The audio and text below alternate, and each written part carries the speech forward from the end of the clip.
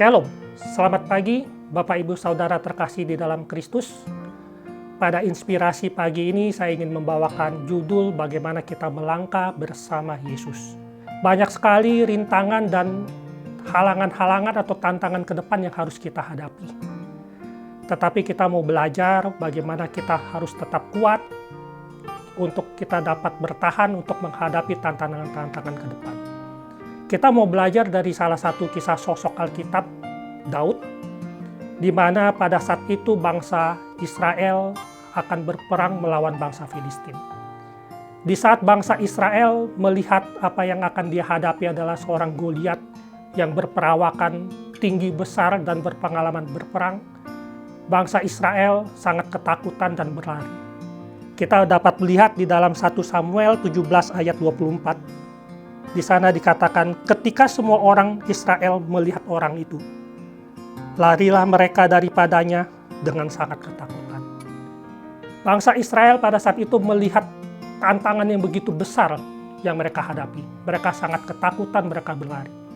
Mereka sudah berputus asa dan mereka sudah tawar hati. Tetapi lain halnya dengan sosok seorang Daud yang tidak melihat tantangan yang besar, tapi Daud berani melakukan tindakan. Daud berani melakukan action untuk menghadapi Goliat.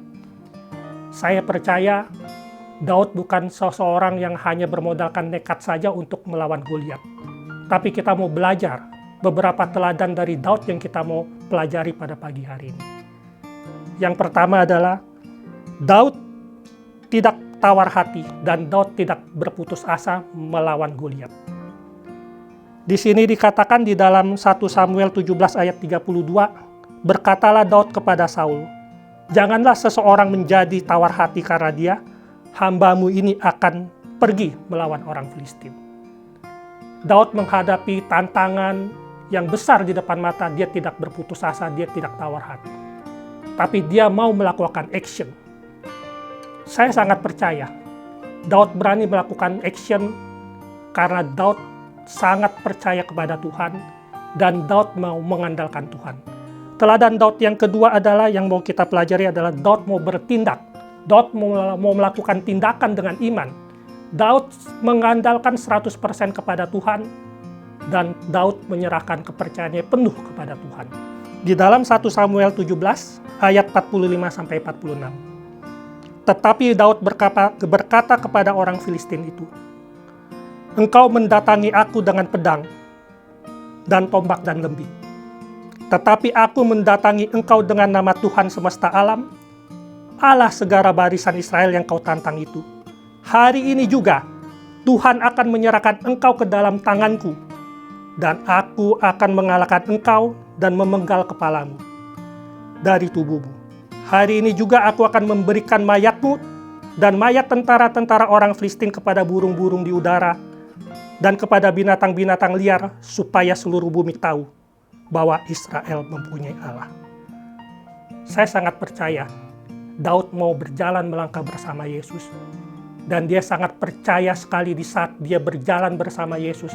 Di saat dia menyerahkan penuh dan dia mengandalkan Tuhan, Tuhan yang akan memberikan kemenangan. Demikian juga dengan kita Bapak Ibu. Setiap masalah, setiap pergumulan Tuhan izinkan terjadi. Mengikut Tuhan bukan berarti tidak ada masalah. Tetapi mengikut Tuhan, kita percaya, kita mampu melewati setiap masalah dan kita akan mengalami kemenangan. Mari, untuk kondisi seperti saat ini kita tidak perlu tawar hati, kita tidak perlu berputus asa. Tapi mari kita mau melakukan tindakan. Kita mau mulai merencanakan rencana-rencana kita ke depan. Kita serahkan seluruh perbuatan kita kepada Tuhan. Dan kita mengandalkan penuh kepada Tuhan, biar Tuhan yang akan memberikan kita kemenangan. Saya mempunyai ayat emas di dalam Amsal 16 ayat 3. Serahkanlah seluruh perbuatanmu kepada Tuhan, maka terlaksanalah segala rencanamu. Mari kita mau menyerahkan segala perbuatan kita kepada Tuhan. Kita mau mengandalkan segala tindakan kita kepada Tuhan dan kita percaya kita akan mendapatkan kemenangan. Tuhan sendiri akan memberikan kita kemenangan. Kita melakukan apa yang kita bisa lakukan. Dan biar Tuhan yang melakukan apa yang tidak bisa kita lakukan. Demikian inspirasi pagi ini. Tuhan Yesus memberkati.